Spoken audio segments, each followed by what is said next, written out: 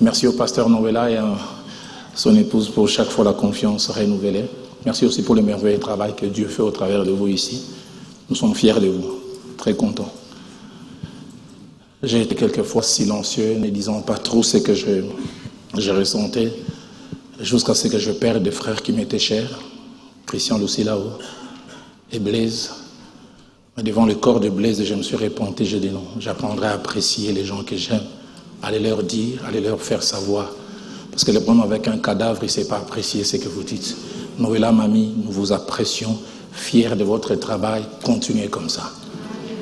Lisez avec moi Actes des Apôtres, chapitre 24. Nous lirons du verset 24 au verset 26. Actes des Apôtres, chapitre 24, du verset 24 au verset 26. Quelques jours après, Félix vint avec Drusille, sa femme, qui était juive, et il fit appeler Paul. Il entendit sur la foi en Christ. Mais comme Paul discourait sur la justice, sur la tempérance et sur les jugements à venir, Félix, effrayé, dit, pour le moment, retire-toi. Quand j'en trouverai l'occasion, je te rappellerai. Il espérait en même temps que Paul lui donnerait de l'argent, enfin qu'il est mis en liberté. Aussi l'envoyait-il chercher assez fréquemment pour s'entretenir avec lui. Ce matin, partant de ces brefs textes et brefs récits, du moment où l'apôtre Paul, emprisonné à Césarée de Philippe, où il passe de prétoire en prétoire comme une marchandise, se retrouve finalement devant le gouverneur Félix et sa femme. Quand je dis sa femme, c'est un peu avec maladresse, j'ai difficile à l'appeler ainsi, vous comprendrez pourquoi tout à l'heure. Paul ouvre la bouche et il tient un discours dont les détails ne nous sont pas donnés. En lisant ces récits, je reste un peu sur ma soif. J'aurais voulu que Luc, qui a écrit les Actes des Apôtres, en parle un peu plus. J'aurais voulu qu'il parle en détail qu'est-ce qui a été mentionné. Mais Luc dit simplement que le discours de Paul était axé sur 3 points.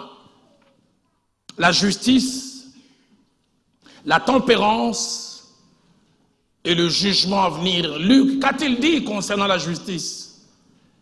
Luc, qu'a-t-il dit concernant la tempérance?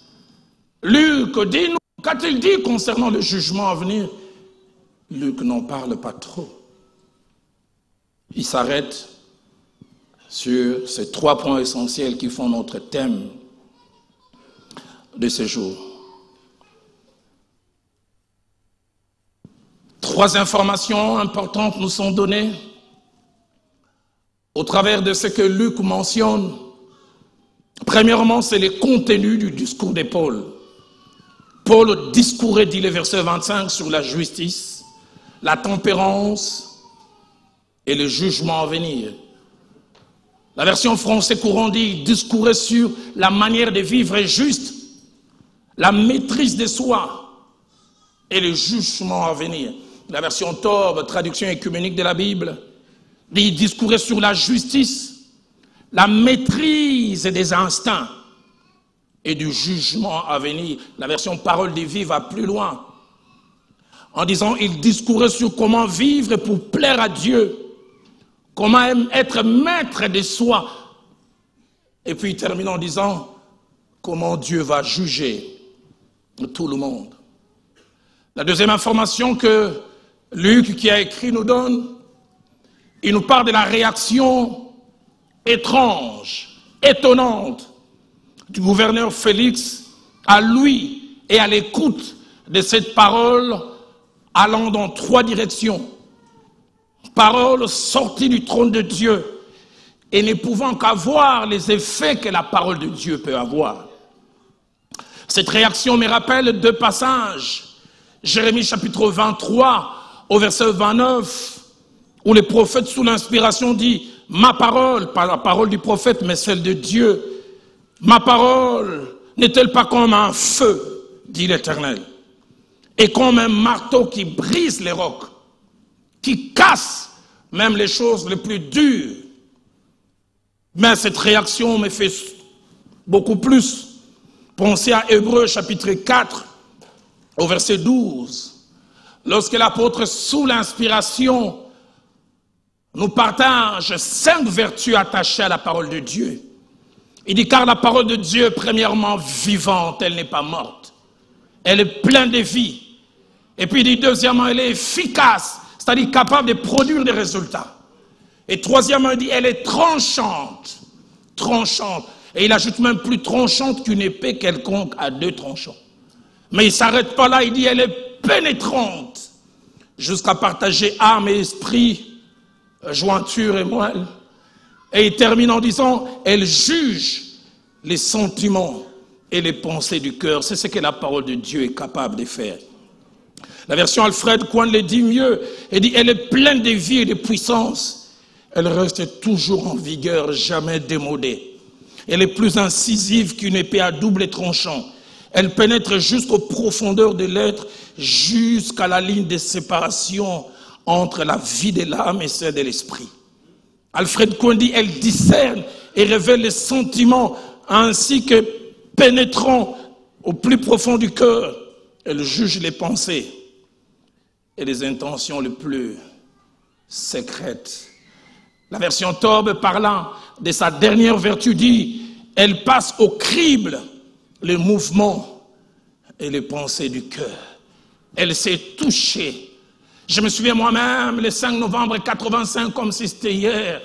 Ces jours, j'ai été au contact avec la parole de Dieu. J'étais avec un ami à un endroit et la parole de Dieu était en train d'être prêchée. Nous étions à cet endroit pour suivre une jeune fille. Ce qui nous intéressait, ce n'était pas la réunion, c'était la fin de la réunion. Du reste, plus elle tardait, plus nous on était fâchés. Mais au beau milieu de la prédication, j'ai été touché. J'avais l'impression que tout ce qui concernait ma vie, quelqu'un en avait parlé au prédicateur. J'avais l'impression d'être tout nu. Et vers la fin du message, moi qui n'arrivais jamais à exprimer mes émotions, surtout négatives, je n'arrivais pas à comprendre, ça coulait des yeux, ça coulait des narices. J'en avais honte. J'aurais voulu arrêter cela, mais je ne pouvais pas. Pourquoi? Parce que quelque chose s'est passé dans mon cœur. Et j'oublie jamais quand on a lancé l'appel, qui veut venir accepter Christ comme Seigneur et Sauveur? J'avais un double sentiment. Le premier sentiment, je savais que c'était mon jour. Ce que les anglophones appellent mon D-Day. Vous savez, il y a des jours où Dieu prépare tout pour que vous preniez une décision. Et quelquefois, si vous laissez passer ces jours-là, vous risquez de ne plus les retrouver.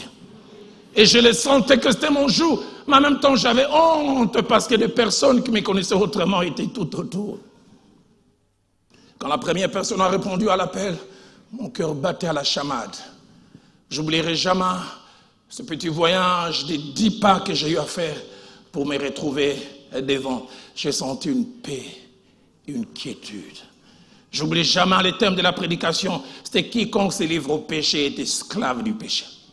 Et les prédicateurs martelaient sur le mot esclave. Ils disaient un esclave n'a pas de volonté propre. Un esclave ne fait que la volonté de son maître. Il donnait un exemple. Un esclave, même si à 2 heures du matin il veut dormir, son maître se réveille et dit tu dois aller faire telle chose. Et quand il expliquait cela, je comprenais et je voyais comment dans certains domaines de ma vie j'étais esclave. Il y a certaines choses que je ne voulais pas. Je me souviens combien de fois mon père, qui n'était pas un gagne beaucoup, ramenait ce peu d'argent, ce qui soit lui appartenait, ou directeur d'école primaire qu'il était, il ramenait l'argent du Minerval et je venais, je ne vais pas dire j'ai volé, je me dis comme un ami, j'empruntais à vie.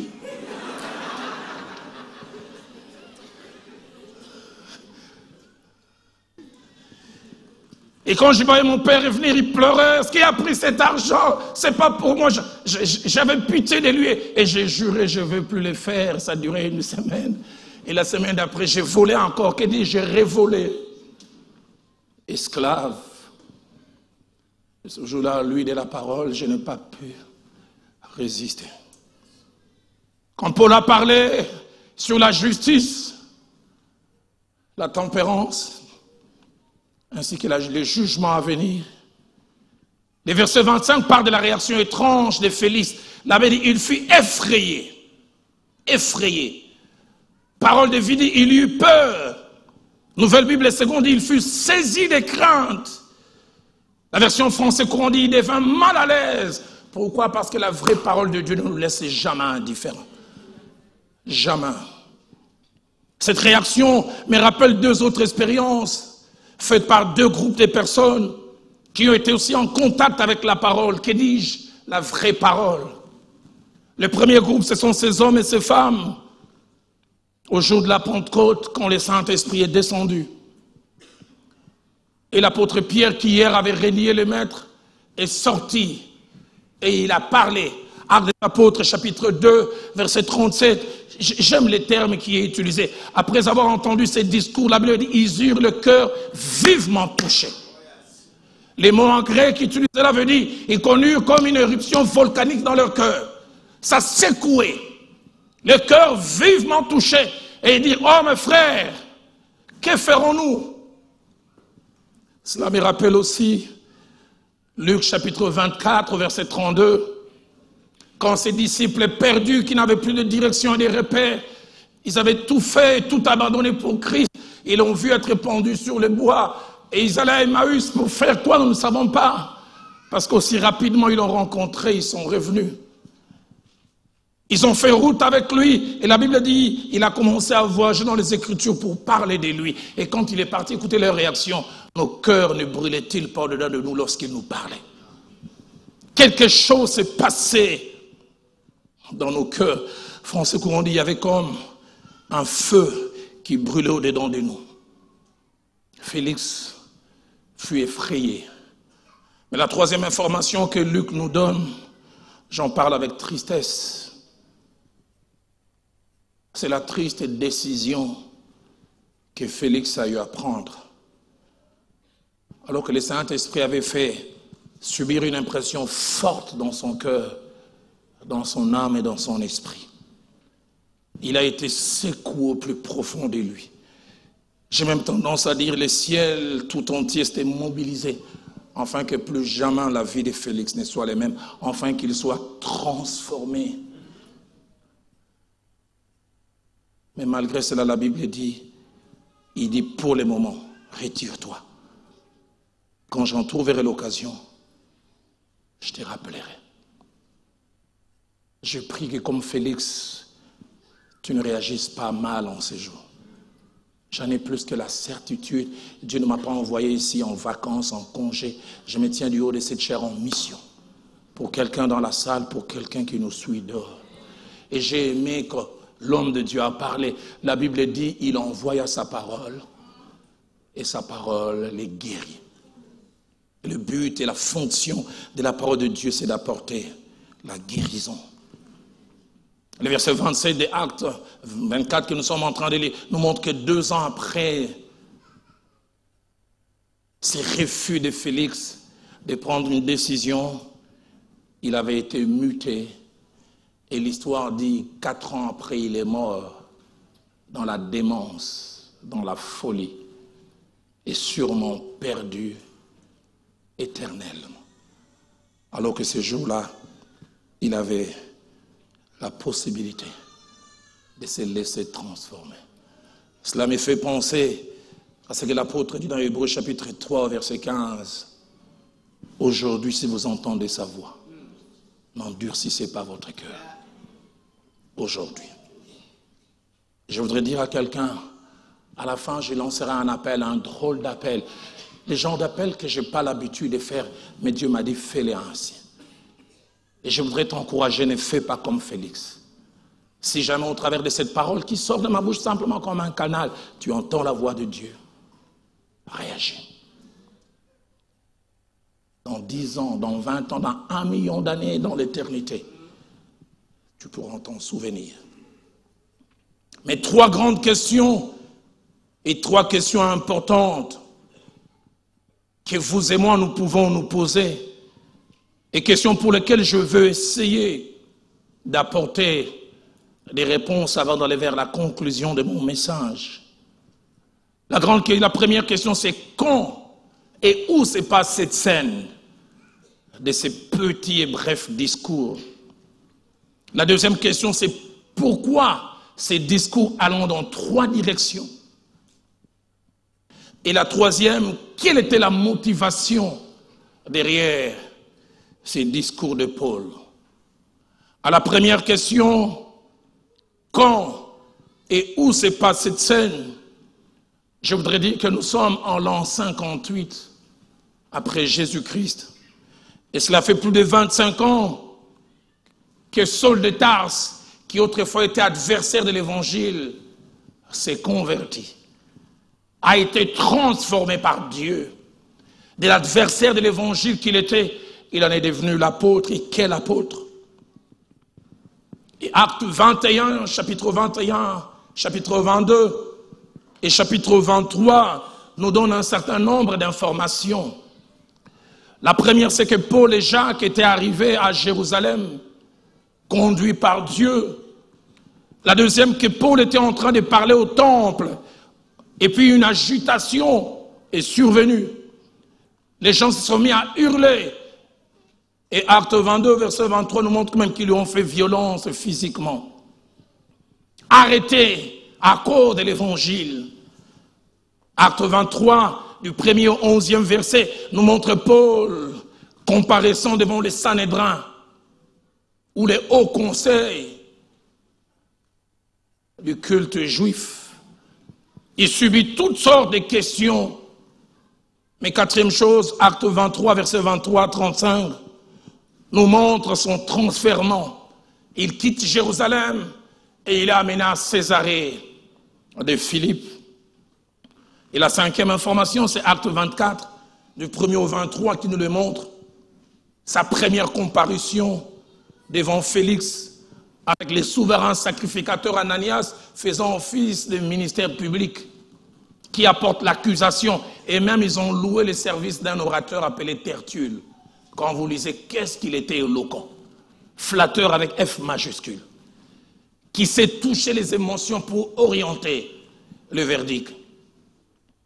Et c'est à cette occasion que Paul est obligé de défendre sa position et sa situation.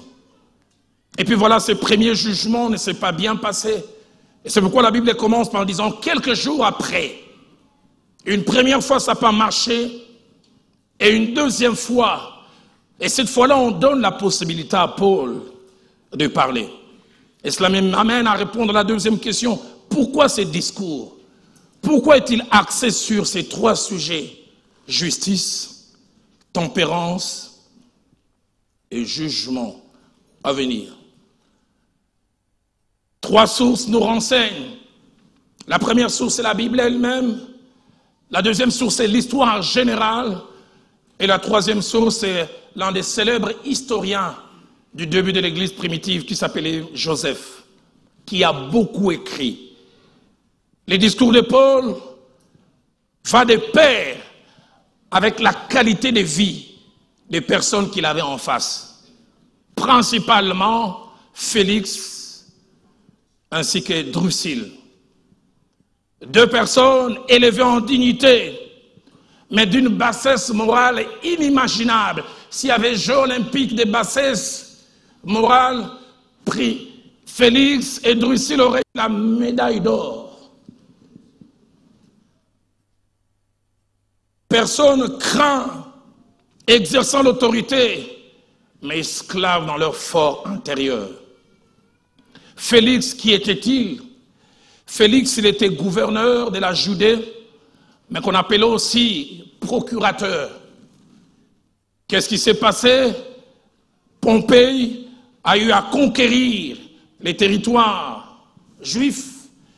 Et comme Rome était éloignée, et Rome ne pouvait pas avoir contrôle directement, il détachait quelqu'un qui venait de Rome, dépendait de Rome, mais était l'œil et l'oreille de l'empereur pour exercer le pouvoir. Et à cette époque, à Rome, c'était l'empereur Claude qui régnait. Mais l'histoire montre que Claude était un empereur faible, timide, craintif, et introverti. Et comme la plupart des fois quand ça arrive, quand celui qui a l'impérium n'est pas fort, ceux qui sont tout autour de lui s'ils sont plus forts, il commence à régner. Et il semble qu'il y avait un quator tout autour de Claude qui a commencé à avoir un grand pouvoir. Et parmi ces gens-là, un certain Pallas, P-A-L-L-A-S. Et Pallas était cousin à Félix. Pallas était un homme véreux. Il aimait l'argent comme jamais. Et il semble que c'est lui qui a placé Félix parce qu'ils étaient conscients que la Judée, c'était un endroit où beaucoup d'argent pouvait rentrer. Et il a placé son cousin, son pion. Pourquoi? Parce que chaque fois qu'il y a un retour de l'ascenseur, quand ça marche là-bas, renvoie-moi quelque chose. C'est ce qui amène Félix à diriger cette partie. Mais non seulement que Félix était gouverneur à cause des Pallas, mais Félix était intouchable. Il semble que si on l'a accusé 10 fois, 9,5 fois les accusations sont tombées à l'eau. Parce que Pallas savait comment, à côté de Claude, calmer les choses. Et nous reviendrons sur ça et nous comprenons pourquoi à la fin Paul parle du jugement à venir. Pour dire, si Pallas essaye chaque fois d'empêcher qu'on te juge, sache qu'un jour tu seras jugé quand même. Mais non seulement cela, Félix avait un triple problème. Il avait 3 vices attachés à sa vie. Le premier vice, il était amoureux de l'argent. Il aimait beaucoup d'argent et il cherchait à en avoir par tous les moyens, quels que soient les styles de vie. Pour Félix, l'argent n'avait pas d'odeur. Le plus important n'est pas comment on l'a, le plus important c'est qu'on puisse finalement l'avoir. Pensez-y à la fin du verset 26 et 27, quand il a postponé et qu'il n'a pas su juger. Jusqu'à la fin, la Bible dit il espérait que Paul lui donnerait de l'argent. Chaque fois qu'il y avait un jugement, il essayait de voir comment faire pour tirer quelque chose. L'argent lui-même n'est pas un problème, mais le problème c'est comment je fais pour l'avoir. Mais deuxième vice attaché à Félix, c'était un homme prêt à tout pour arriver à ses fins. Pas de moralité, pas de loi établie. S'il veut aboutir à quelque chose, la loi n'existe pas. Un célèbre penseur de l'époque a écrit, il s'appelait Tacite, concernant Félix. Écoutez ce qu'il a dit. Il a dit Félix exerçait le pouvoir royal avec l'âme d'un esclave. C'est quelqu'un à qui l'on accorde beaucoup de responsabilités, mais qui au-dedans ne les mérite pas.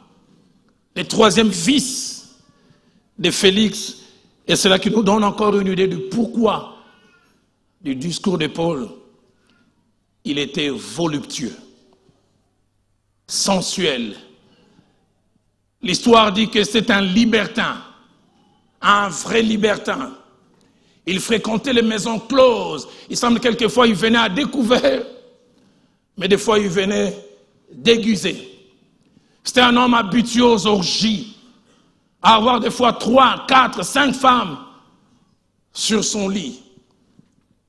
Mais il n'y avait pas seulement Félix, il y avait aussi Priscille. Priscille. La Bible l'appelle sa femme. C'est pour ça que je dis que c'est difficile à l'appeler sa femme. Priscille devait avoir entre 16 et 18 ans. Et c'est la fille d'un des rois de Judée qui s'appelait Hérode Agrippa Ier. La Bible était d'origine juive. L'histoire dit qu'un jeune petit roi d'une contrée appelée Émésa, appelé Aziz, est venu un jour en visite et l'a vue et s'est amouraché d'elle. 6 mois après, le roi Aziz est venu, il a fait le mariage. Selon la coutume juive, en payant tout ce qu'il fallait. Et il fallait 3 jours de fête pour célébrer ce mariage. Et il y avait des convives, des gens conviés, appelés de partout. Au premier jour de la fête, dans les milliers de personnes conviées, qui y avait dans la salle? Félix. Et l'histoire dit, dès l'instant où Félix a vu la mariée, son cœur a fait boum.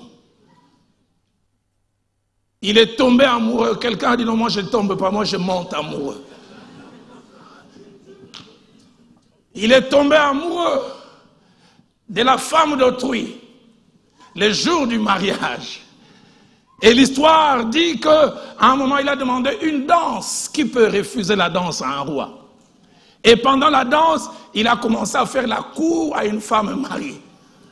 Je m'imagine, il dit, les femmes comme toi, c'est mieux pour les hommes comme moi, pas pour ces barbares.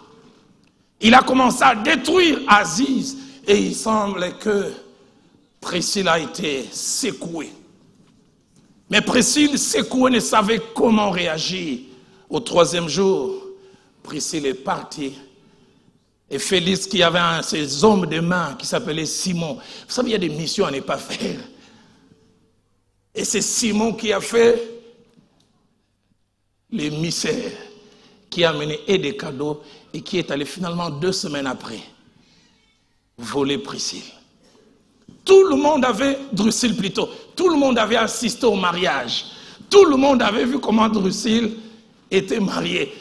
Et 2 semaines après, on voit Drusille entre les mains de Félix. Les gens se demandent, qu'est-ce qui se passe? Félix, les quand dira-t-on, ça lui dit rien du tout. Pour lui, c'est le chien à boire. La caravane passe. Et non seulement que Drusille est venue, mais elle est devenue la 3e femme de Félix. Nous ne savons pas. Paul était-il au courant de toutes ces informations? Peut-être. Mais peut-être non. Peut-être comme ça arrive le plus souvent, le Saint-Esprit lui a donné des fuites. Le Saint-Esprit lui a dit, celui qui est là est triplement malade. Et parle de ces choses. 3e question, quelle est la motivation derrière le message de Paul allant dans 3 directions? Sa motivation, c'est l'amour, le fardeau et la compassion qu'il avait pour les perdus. N'avait-il pas dit dans 1 Corinthiens 9 au verset 20, avec les Juifs, j'ai été comme Juif afin de gagner les Juifs. Avec ceux qui sont sous la loi, comme sous la loi, afin de gagner ceux qui sont sous la loi. N'avait-il pas encore dit dans 1 Timothée 2 au verset 4, que Dieu ne voulait pas que les hommes se perdent, mais Dieu voulait que tous soient sauvés et parviennent à la connaissance de la vérité.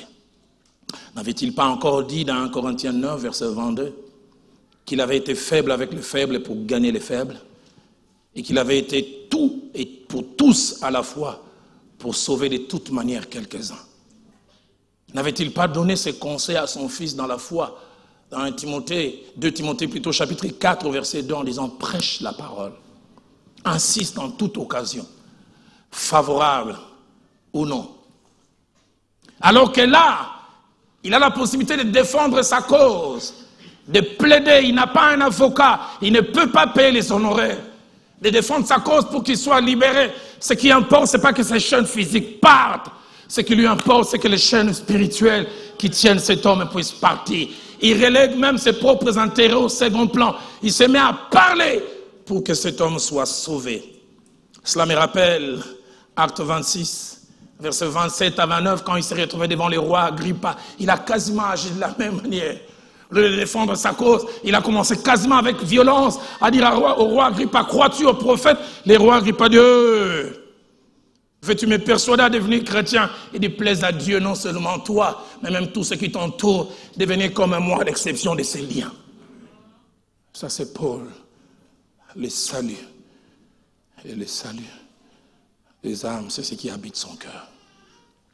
C'est pourquoi il parle de la justice, de la tempérance et du jugement à venir. Si Paul autrefois avait parlé à Félix et à Drusille, ce matin Dieu m'a amené à vous parler de la justice, de la tempérance et du jugement à venir. J'aimerais nous poser, vous et moi, une question. Sommes-nous des hommes et des femmes connaissant la valeur, aimant et pratiquant la justice? Où est-ce que nous en sommes avec la justice que Paul a placée en premier comme élément de son discours devant cet homme pour qui la justice n'existait pas? Qu'est-ce donc la justice dont Paul a fait mention? C'est ce principe moral qui implique la conformité et le respect de ce qui est droit. Qu'est-ce donc la justice dont Paul a parlé? C'est ce principe moral qui amène à reconnaître et à prendre en considération le droit de l'autre. Est-ce que l'autre existe à vos yeux? Est-ce que l'autre a des droits? Troisièmement, qu'est-ce donc la justice? C'est ce principe moral qui exclut la partialité et l'égoïsme en prenant en compte les intérêts de l'autre. Y a-t-il un égoïste ici ce matin, surtout en couple?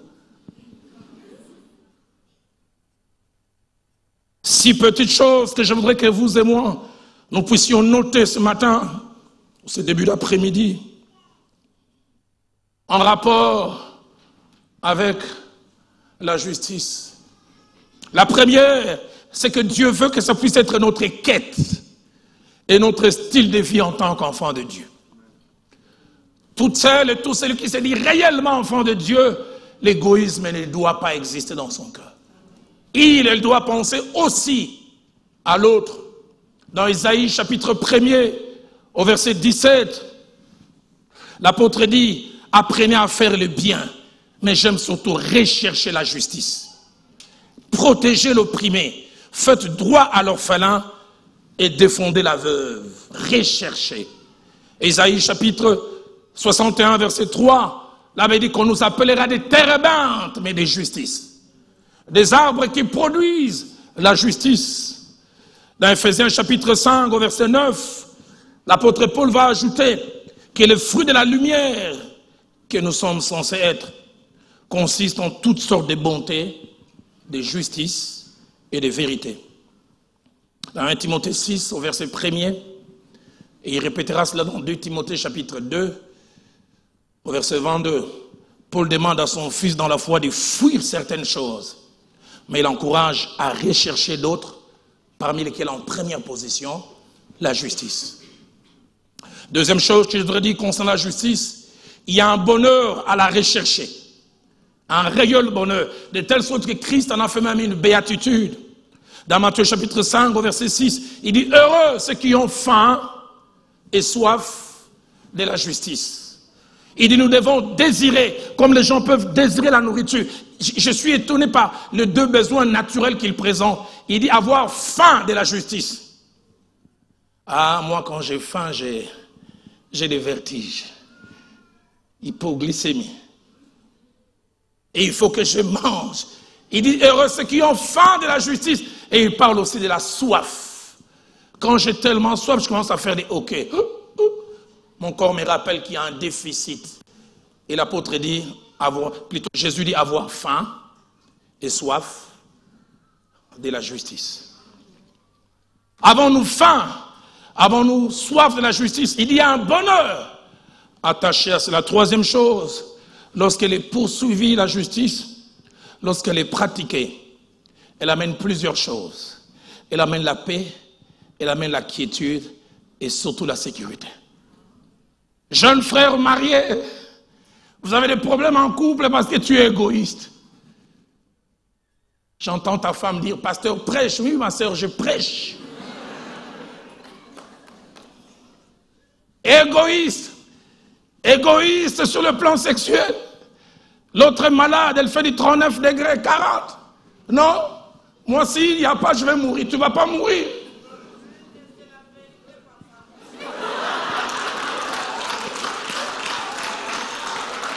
Égoïsme.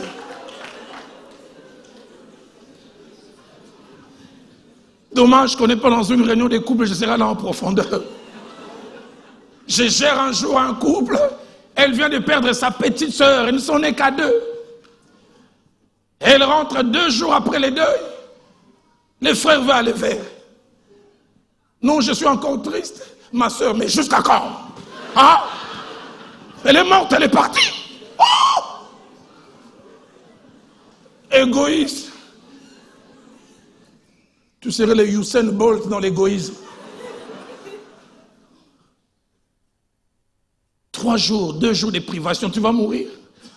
T'as déjà entendu, ici à Paris, on est en train de dire, quelqu'un était en train de marcher, il avait tellement envie, il est tombé. Boum. Diagnostic, non, il avait tellement, et on l'a privé. Ça n'arrive jamais.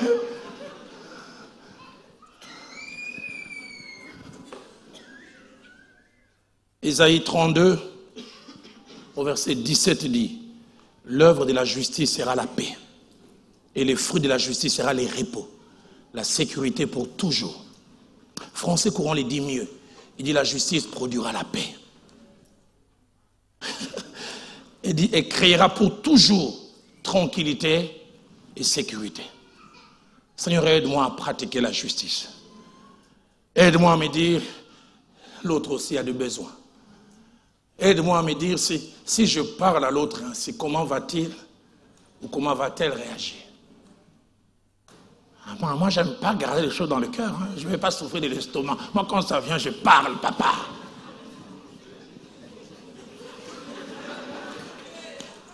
Qu'est-ce que ça va faire chez lui? Qu'est-ce que ça va faire chez elle? Ce n'est pas ton problème. Combien de fois la paix vole en éclats parce qu'on ne prend pas en compte les intérêts de l'autre. Injustice dans les couples. J'ai vu quelques couples, ils s'habillent comme Miss Univers, elle s'habille comme une boniche. Quand les deux marchent, vous dites c'est un couple. Ah non, pasteur, il doit prier. Moi, tous mes habits, ce sont des dons que l'on me fait. Si elle a des problèmes spirituels, on ne lui fait pas des dons, c'est son problème à elle.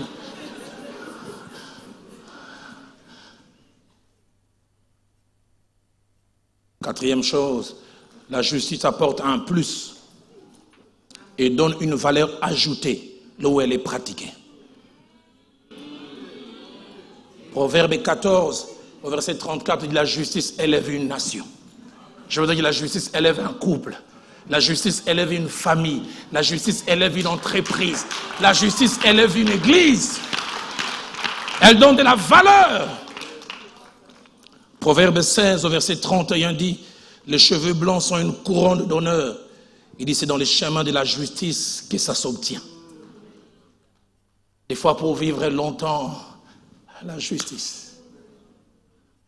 Cinquième chose, la justice, elle est comme un bouclier. Elle nous protège. Tu veux être protégé dans ta relation avec l'autre et les autres? Sois juste. Juste. Proverbe 10 au verset 2 dit la justice délivre de la mort. Pense à l'autre.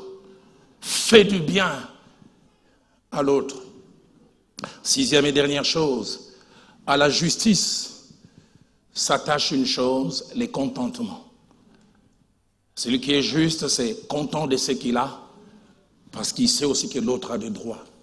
Proverbe 16 au verset 8 dit, mieux vaut peu avec la justice que des grands revenus avec l'injustice. Mais il ne lui parle pas simplement de la justice qu'il bafouait, parce que Félix était prêt à tout, à la corruption, à toutes sortes de mauvaises choses pour avoir. Mais il lui parle aussi de la tempérance. D'autres versions parlent de la continence. J'aimerais nous poser cette deuxième question. Sommes-nous des hommes, jeunes gens, filles et garçons, des hommes ou des femmes qui pratiquons la tempérance, la maîtrise de soi, ou la continence? Mais quand l'apôtre Paul en parle ici, les sous-bassements, il lit la maîtrise de soi attachée à la gestion de la sexualité. Je sais que l'on n'en parle pas beaucoup, la gestion de la sexualité dans l'Église, mais l'apôtre Paul en parle. Lorsque nous parlons de tempérance, ce matin, nous visons 3 catégories de personnes qu'il y a ici. Premièrement, nous visons celles et ceux qui ne sont pas encore mariés. Et là aussi, il y a 2 sous-groupes. Il y a des célibataires tout court, et puis il y a des fiancés. Mais deuxièmement, nous visons les mariés, hommes ou femmes, soit qui vivent ensemble, ou comme ça peut arriver, l'homme ou la femme est obligé de se déplacer. Mais nous voulons aussi penser à ceux et ceux qui ne sont plus mariés. Il est veuf, elle est veuve, ou il ou elle est divorcés. À ces trois groupes, la Bible nous donne un message clair. Premièrement, à celles et à ceux qui ne sont pas encore mariés, la Bible parle clairement. Premièrement, la Bible nous montre que la sexualité a été créée par Dieu. La sexualité n'est pas la création du diable. C'est Dieu qui a même pensé à tout pour qu'il y ait une joie, que dis-je, une forme de félicité dans la sexualité. Genèse chapitre 1er, verset 27, quand Dieu a créé l'homme et la femme, c'est lui qui a fait tous ces petits détails. Et Genèse chapitre 2, verset 22, il a amené la femme vers l'homme. Il a dit, multipliez et remplissez la terre, pas en jouant aux billes. C'est lui qui a donné le coup d'envoi en disant, maintenant vous pouvez y aller. La sexualité vient de Dieu. Mais deuxième chose que je voudrais dire à vous les jeunes, Dieu veut la sexualité mais dans un cadre.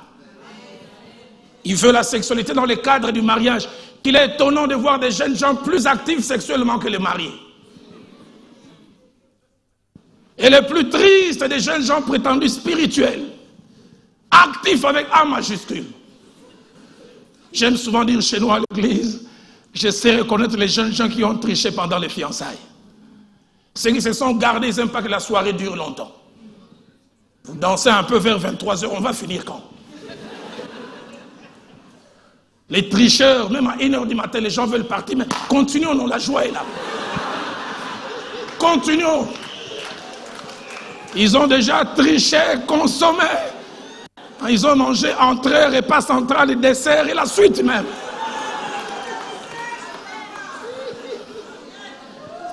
De Samuel chapitre 13 au verset 12.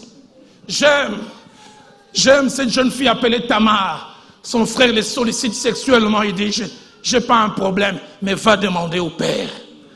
Je veux que ça se fasse officiellement. Vous savez, c'est beau de faire ça officiellement. On vous bénit ici. Même quand votre beau-père arrive, vous mettez un écriteau. On est occupé, revenez demain. Parce que vous avez la bénédiction de Dieu. Troisième chose, aux jeunes, toute forme de sexualité hors du mariage est désobéissance. Quels que soient les justificatifs. Et j'aimerais dire aux jeunes, dans le domaine sexuel, il n'y a pas d'hommes forts, il n'y a que des hommes prudents. J'ai vu des jeunes gens fiancés qui sont arrivés à faire n'importe quoi en prétendant au départ, on ira de là jusque-là, pas plus loin. Hein? C'est toi qui... Hein? Aujourd'hui, on commence là. Demain, on va aller plus loin. Et puis, on va plus loin. Que c'est triste de voir ces choses dans l'église. Des jeunes gens que l'on croit être purs sexuellement, mais qui ne le sont pas. Actes des Apôtres, chapitre 15, verset 20, quand la conférence de Jérusalem a eu lieu, on a dit, dites aux gens de s'abstenir de l'impudicité. Le verset 29 ajoute même, choses contre lesquelles vous trouverez bien de vous tenir en garde. 1 Corinthiens 6, verset 13, l'apôtre dit, le corps n'est pas pour l'impudicité, il est pour le Seigneur. Et le Seigneur pour le corps. Écrivant aux Corinthiens, dans 1 Corinthiens 6, au verset 18, il dira, fuyez l'impudicité. Quelque autre péché qu'un homme commette, c'est péché hors du corps. Mais celui qui se livre à l'impudicité, pêche contre son propre corps. Éphésiens chapitre 5, au verset 3, l'apôtre mentionne l'impudicité comme les choses qui ne doivent pas être nommées parmi les saints. 1 Thessaloniciens 4, verset 3, l'apôtre dit ce que Dieu veut, c'est votre sanctification. C'est que vous vous absteniez de l'impudicité. Mais deuxièmement, je m'adresse à celles et ceux qui sont mariés. J'aimerais dire à ceux qui sont mariés, la tempérance dont Paul fait mention pour nous, ça s'appelle la fidélité. La fidélité. Fidélité vis-à-vis de sa femme. Fidélité vis-à-vis de son mari. Et Dieu ne veut pas qu'on triche. 1 Corinthiens 7, au verset 10, pour éviter l'impudicité, que chacun ait sa femme et que chaque femme ait son mari. J'avais à peine 13 ans de vie de couple que notre pasteur celui qui nous a influencé, pasteur Noëlla, mamie et moi. Il prêchait un jour, il avait 37 ans de vie commune, et il prêchait avec sa manière, il tapait les pieds droits, il dit, ça fait 37 ans, je suis marié à la même femme, et je n'ai pas triché. Et j'étais assis là, j'ai dit, Seigneur, moi je n'ai que 13, je voudrais dans 24 ans dire ça. Aujourd'hui, je peux aussi le dire, ça fait 25 ans, je n'ai jamais triché, je ne suis qu'avec elle. C'est possible. C'est possible. Ce ne sont pas des tentations qui ont manqué. J'oublierai jamais ce jour de 2002. Cette femme est venue me tenter au bureau. Je ne sais pas si pasteur Noëlla a déjà connu ça.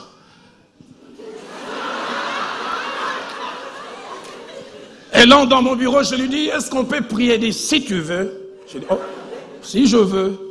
Et puis je prie. Quand j'ai fini de dire amen, elle ne bougeait pas. Elle baisse la tête et les yeux. Elle me dit, est-ce que j'ai pas, au lieu de t'appeler pasteur Roland, de t'appeler Roland? Je dis, oh, Roland.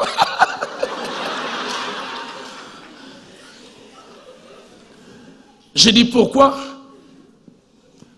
Moi, quand tu prêches, je supple les messages. Hein. Je suis follement amoureuse de toi. Et ma chair a fait bon, bon, bon, bon. Elle m'a dit, Roland, elle est KO de toi. Elle m'a dit, comme les Quinois, c'est un pénalty sans gardien.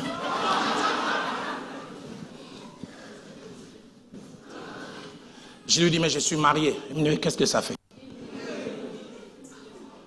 C'est vous les personnes normales qui dites, hé, elle est non. Et puis après, elle me dit, mais il ne faut pas toujours manger les amarantes douces. Il faut goûter aussi autre forme de légumes. Et je n'ai jamais oublié un message subliminal qu'elle m'a lancé. Ça m'a dérangé durant 25 secondes. Elle dit, est-ce que ta femme sait tout faire? J'ai dit, tout là, ça veut dire quoi? Parce que moi, si je te fais certaines choses, tu vas l'oublier. Je disais, quelles sont ces choses?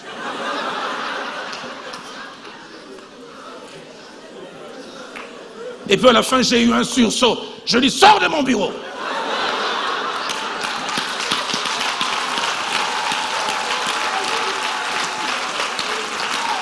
Nous ne le faisons pas, non pas parce que nous n'avons pas l'occasion. Nous le faisons parce que nous avons décidé avec Dieu d'être fidèles à nos épouses. Vous ne pensez pas que de temps en temps, quand je passe, les sœurs se collent les genoux. Vous ne pensez pas que quand je passe, ils disent, oh, quelle créature. Mais j'ai dit, Seigneur, j'ai choisi Viviane. Et j'irai avec Viviane jusqu'au bout. Vous ne pensez pas aussi de temps en temps, mes yeux sont attirés. Un homme de Dieu a dit, c'est pas parce qu'on est rempli du Saint-Esprit jusqu'aux dents que quand on voit une femme passer, c'est comme une auto blindée. Moi, je ne vois rien. Moi, je ne sens rien. C'est vrai, tu ne sens rien. Je sens des choses, mais je dis, j'ai choisi Viviane. Je n'ai jamais oublié cette belle illustration, ce que mon pasteur, le fait Jacques-André Vernon, a donné un jour. Il a dit, sur le chemin de la vie, il y avait plusieurs fleurs. J'ai choisi une fleur que je tiens. De temps en temps, j'apprécie d'autres fleurs, mais je ne jette pas la mienne, je reste avec la mienne. Fidélité. Qu'il est triste de voir l'infidélité rentrer dans l'église. Et même de toucher le ministère. Une femme me disait, pasteur, un jour j'ai souffert, je faisais confiance à mon mari jusqu'à ce que je découvre que j'étais naïve. De temps en temps, quand son téléphone sonnait, c'était un numéro écrit mon général. J'ai dit, hey, chérie, mon général t'appelle. Jusqu'à ce que je découvre que mon général, c'était le nom des codes. Les hommes, ils sont terribles. Mon général.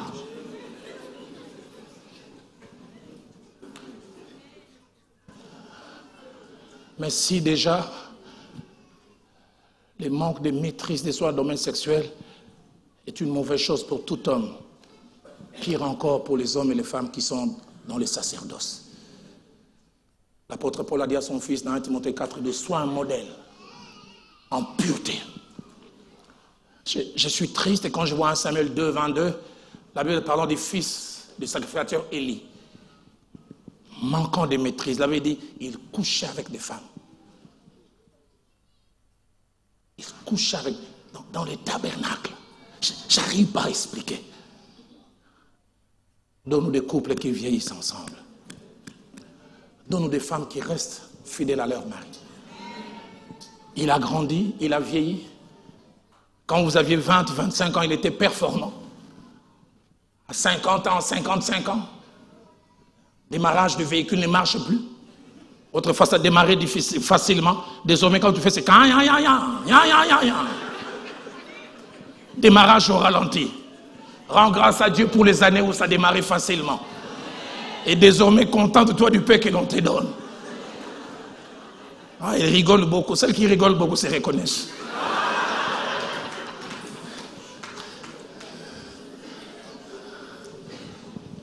Maîtrise de soi. Je vais aller vers ma conclusion.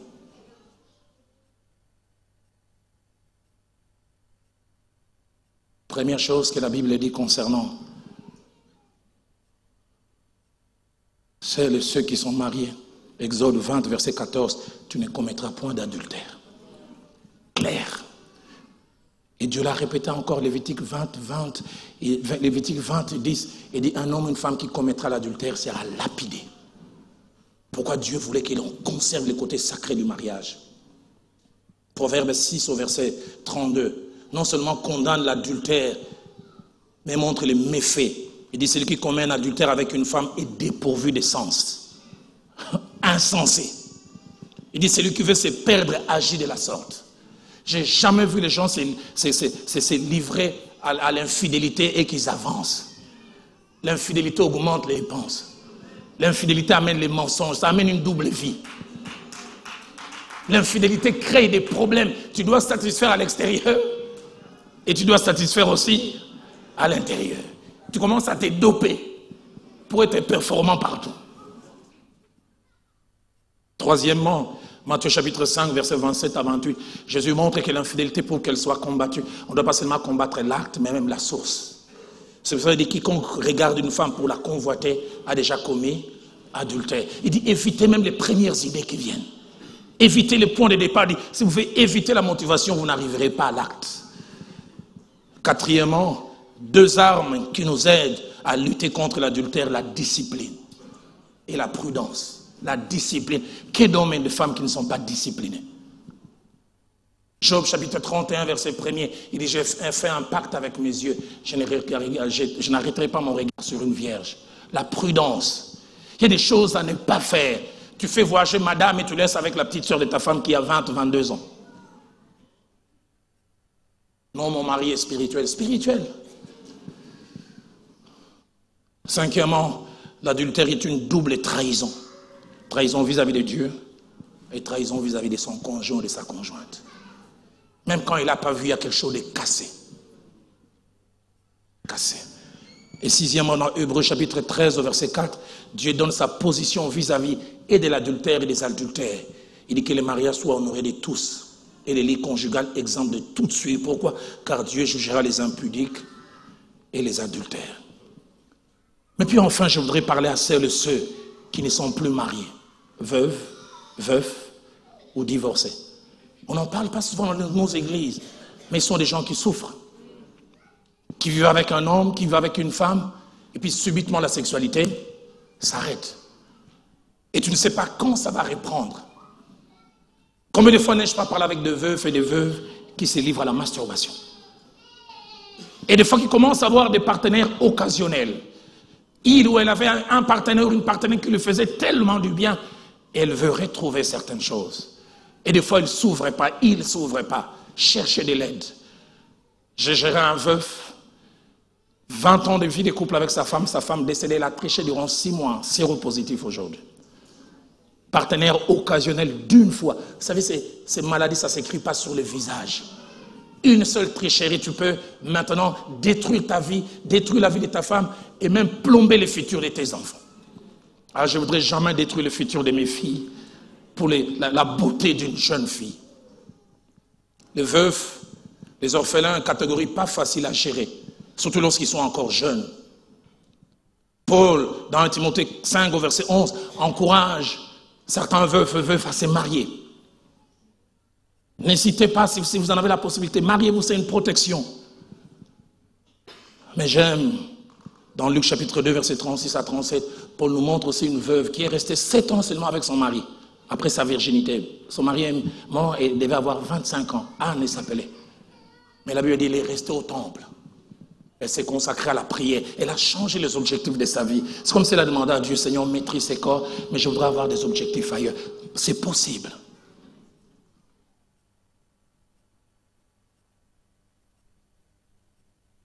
Mais au-delà de veufs et de veuves, il y a les divorcés. Je ne vais pas condamner les divorcés. Les gens, des fois, se séparent pour toutes sortes de raisons. Mais je dis, quand vous prenez cette décision, marchez selon la parole de Dieu.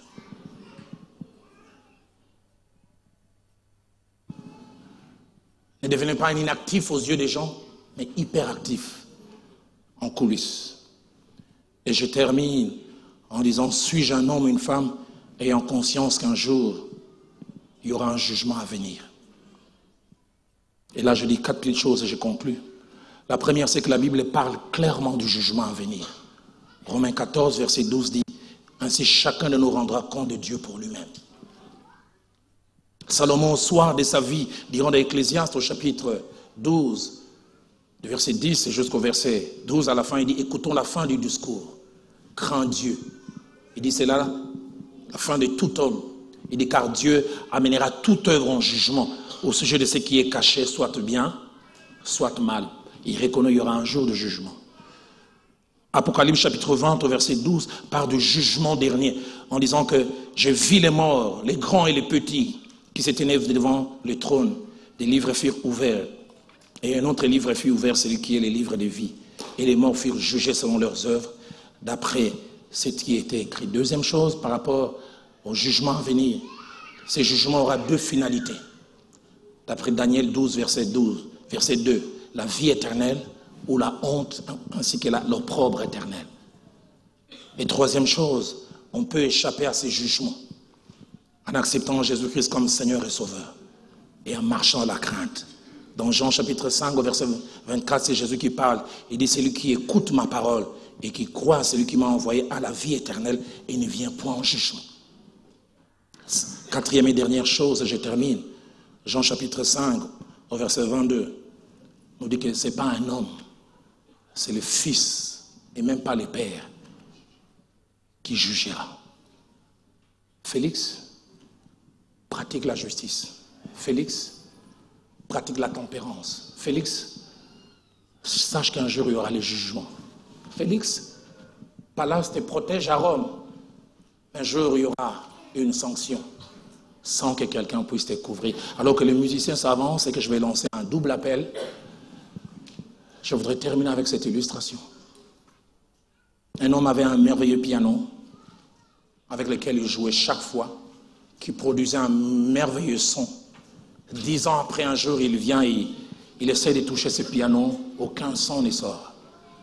Il essaie encore, aucun son ne sort. Il demande aux gens de venir réparer. Durant 10 ans encore, chaque réparateur qui passait n'arrivait à rien faire. Chorale, si vous pouvez me préparer ces merveilleux cantiques d'autrefois, tel que je suis, sans rien en moi, sinon ton sang versé, agneau de Dieu, je viens. 10 ans de silence, où cet instrument harmonieux, qui faisait sortir un son merveilleux, n'arrivait plus à produire un son. Un beau jour, vers 10 heures, il voit un vieil homme de 80 ans venir toquer chez lui en disant, j'ai appris que tu as un piano qui depuis 10 ans est silencieux. Mais tu me permets de le réparer. Il a regardé et dit, ça ne sert à rien. Une centaine de personnes sont venues ici essayant de réparer et ils n'ont pas pu. Il lui a dit, donne-moi ma chance. Il dit, non, ça ne sert à rien. Je ne vais ni perdre ton temps, ni perdre le mien. Il a dit, donne-moi ma chance. Il a dit, écoute, vas-y. Le piano, il est là. Il s'est assis, il a commencé à travailler depuis 10 heures, 18 heures. Vers 21 heures, le monsieur a regardé, il dit, je dois aller dormir. Il lui dit, tout à l'heure, quand tu auras échoué comme les autres, ne te donne pas la peine de me dire au revoir. Vas-y carrément. Et si tu as besoin de transport, voilà ce que je te laisse. Et 1 heure après, alors qu'il était dans sa chambre, le silence des 10 ans était brisé. Il a entendu un son de nouveau ressortir. De sa chambre, il s'est demandé, qu'est-ce qui se passe? Qui est cet homme qui a redonné vie à ce piano qui s'est tué? Il est sorti et en prenant les marches de l'escalier, il a trouvé cet homme devant le piano, non seulement jouant, mais les joues remplies de larmes et sa chemise mouillée. Il a arrêté et dit, comment tu as pu réparer? Cet homme s'est simplement agenouillé. Au plus bas du piano, il a enlevé un peu la poussière. Il a dit, qu'est-ce qui est écrit ici? Il était écrit Paul Lebrun. Il lui a dit, Paul Lebrun, c'est moi. C'est moi qui ai créé ce piano. Ce piano n'a aucun secret pour moi. Comme je l'ai créé, je sais ce qu'il faut faire pour réparer. Ce début d'après-midi ici, il n'y a pas Paul Lebrun, mais il y a celui qui t'a créé. Qui peut remettre chaque chose à sa place. Là où la justice est partie, il peut la remettre. Là où en tant que jeune, marié, veuf ou divorcé, tu as eu difficile à gérer la tempérance, il peut te réparer. Ma Bible à moi l'appelle le réparateur de brèches. Là où autrefois tu vivais avec inconscience, ne te demandant jamais quelle sera la finalité de ce que je pose comme acte. Il est ici en ce jour. Et comme les cantiques le disent, il veut que tu viennes à lui tel que tu es. Et lui te rendra tel qu'il veut que tu deviennes. Je sais qu'alors que je parle, quelqu'un est en train de voir, je suis allé trop loin, je suis tombé très bas, je fais tellement de choses. Tu as peut-être raison.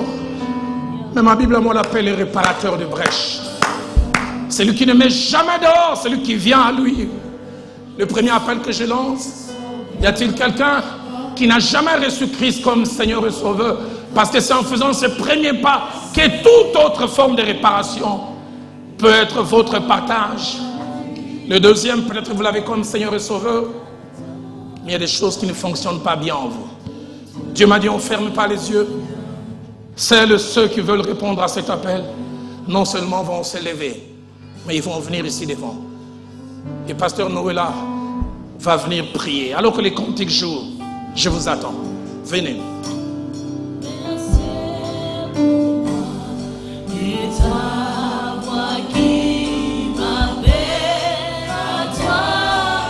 Le réparateur de brèche est ici. Je n'ai pas de justice. Je suis un égoïste. C'est ce qu'il me reproche. C'est ce qu'elle me reproche.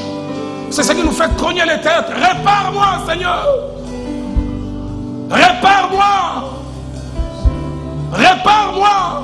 Si tu me répares, notre couple irait mieux. Si tu me répares, j'aurai de meilleures relations avec les autres. Répare-moi. Y a-t-il quelqu'un, un jeune homme, une jeune fille, quelqu'un d'un certain âge qui me dit, pasteur, les mêmes problèmes que Félix avait, je l'ai. Je ne sais pas gérer mes instincts. Je viens à l'église, mais je manque de maîtrise dans ces domaines. Je veux l'avoir. Je veux que le Seigneur soit Seigneur de chaque aspect de ma vie. Oui, je viens.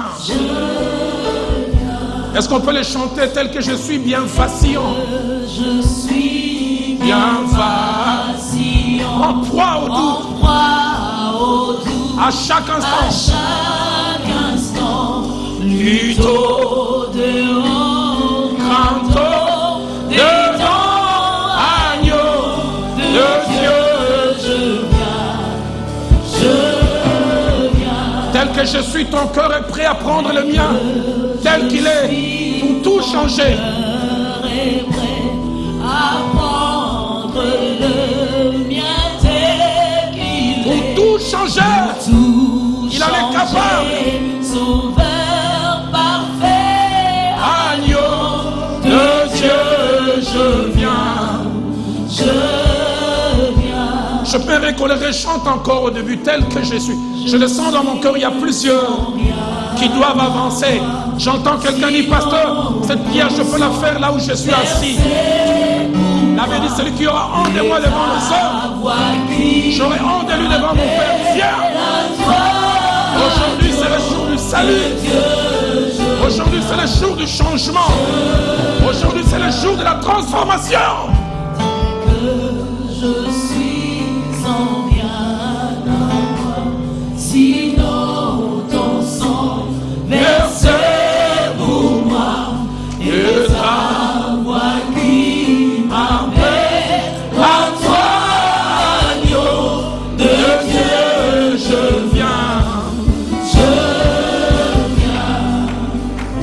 J'aimerais qu'on se lève tous. Alors que notre pasteur s'avance, ceux et celles qui doivent venir, venez encore. Attire-moi à toi. Ne me laisse pas. Je vais tout abandonner. Restaurer notre amitié. Continuons à venir. Continuons à venir. Nous sommes dans l'atelier du divin potier. Celui qui sait enlever les scories, nous donner la forme. Ton vase a raté quelquefois, mais il ne se fatigue pas avec toi. Il peut te redonner la forme qu'il faut. Les parents sont fatigués de toi. Ton mari est fatigué de toi. Ta femme est fatiguée de toi. Mais lui, il n'est pas fatigué. Attire-moi à toi. Ne me laisse pas.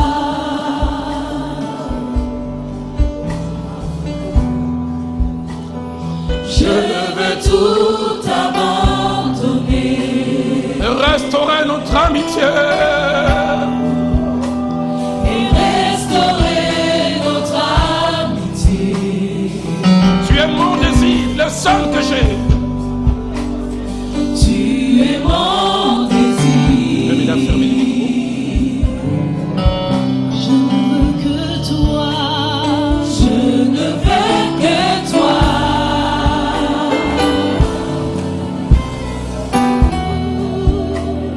Je ne peux te remplacer dans tes bras. Dans tes bras je suis rassuré. Montre-moi la voie. Montre-moi la voie qui me ramène à toi.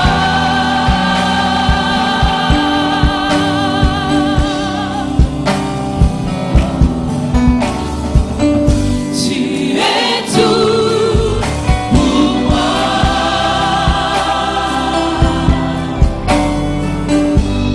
Sans toi, je ne peux vivre.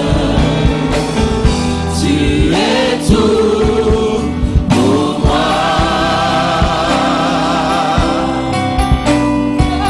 Garde-moi près de toi.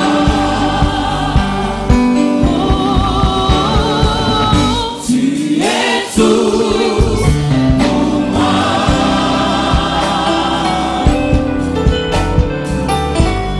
Sans toi, je ne peux vivre.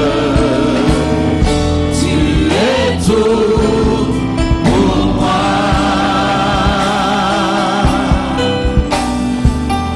Garde-moi près de toi. Parle à Dieu pendant que tu es là. La Bible dit, celui qui cache ses transgressions ne prospère point, mais celui qui les avoue et le délaisse obtient miséricorde.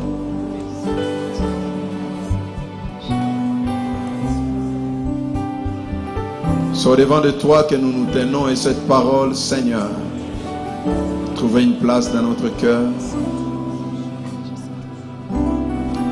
Père éternel, Dieu de grâce, c'est avec un cœur repentant, un cœur en souffrance, que mes frères et sœurs se sont avancés ce matin. Ils n'ont pas regardé à leur dignité, mais ont voulu, Seigneur, se réconcilier avec toi, se libérer de ces poids et de ces fardeaux. Plus que cela, Seigneur, de réclamer ta liberté dans leur vie. Non pas seulement ils l'ont commis, mais encore plus, Seigneur, ils veulent en être totalement et entièrement libérés. Ce matin, je te le recommande, je te le présente. Et je demande, Seigneur, non pas seulement que ta miséricorde agisse pour apporter pardon et libérer leur cœur de tous ces poids, de toute cette souffrance qu'ils portent au plus profond d'eux-mêmes. Mais plus que cela, ce matin, Seigneur, nous voulons dire, libère-le aussi de ces chaînes. Libère-le de cette puissance du péché. Libère-le de ces chaînes, Seigneur, de cette captivité, de cet esclavagisme. Brise brise ces chaînes ce matin. Et que Seigneur, ces liens soient totalement coupés. Seigneur de gloire, Dieu de grâce. Ta parole ne retourne pas à toi sans avoir accompli ce pour lequel tu l'as envoyé. Aujourd'hui, nous ne voulons pas tomber dans le piège de Félix, de renvoyer à plus tard cette décision aussi importante, de refuser l'opportunité de la réconciliation avec Dieu, de refuser l'opportunité de se libérer de la puissance du péché qui accable et qui détruit les vies, de refuser l'opportunité de mettre en ordre certaines choses. Saint-Esprit de Dieu, Saint-Esprit de Dieu, nous voulons que la puissance de ton esprit agisse et que le cœur soit libéré cet après-midi. Nous recommandons chaque âme ici présente. Nous prions que ton esprit parle encore et restaure ses vies. Pardonne, Dieu de grâce et de miséricorde et pitié. Pardonne, Seigneur, mais restaure aussi. Renouvelle ta grâce. Je vais nous inviter toute l'assemblée, s'il vous plaît, alors que ces amis reprennent leur place. Levons nos mains, implorons la grâce de Dieu. On n'est pas meilleur. Des fois, nous voulons faire semblant là où il ne faut même pas. Demandons la grâce de Dieu. Prie pour toi-même. Prie pour ta vie. Prie pour ton foyer. Prie pour ta famille. Prie pour toi-même. Fais que Dieu nous aide. Que Dieu travaille notre cœur pour la justice, pour la tempérance. Et que Dieu nous aide à être des hommes et des femmes justes. Des hommes et des femmes en qui se développe la tempérance, la maîtrise de soi. Parce que frères et sœurs, il y a un jugement.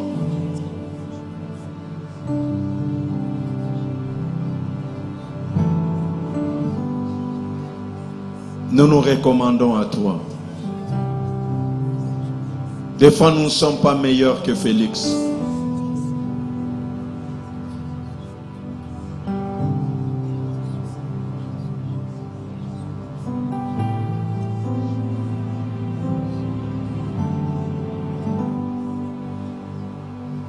Nous avons véritablement besoin de toi. Que tout l'honneur et la gloire te reviennent. Merci à toi, notre vrai Dieu. Merci à toi, notre vrai Sauveur. Reçois la gloire et l'honneur. Merci, Seigneur. Merci pour ta parole, Seigneur.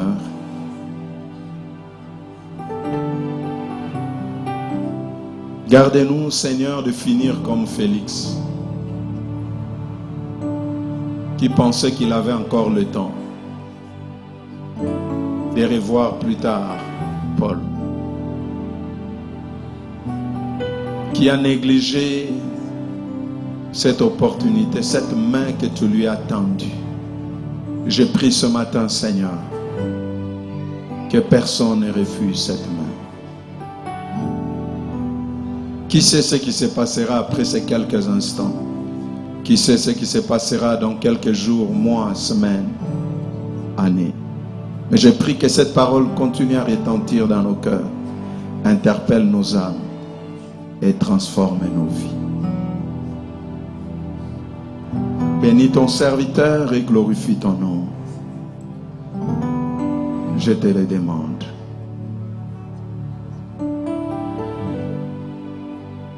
Travaille ton Église et ton peuple. Nous voulons aussi, Seigneur, t'apporter nos offrandes et nos dîmes ce matin. Nous te prions de bénir cela,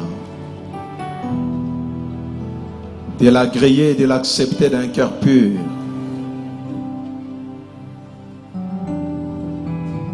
Et de permettre que cela puisse faire avancer ton œuvre. Nous te le demandons au nom de Jésus. Amen. Amen. Gloire au Seigneur.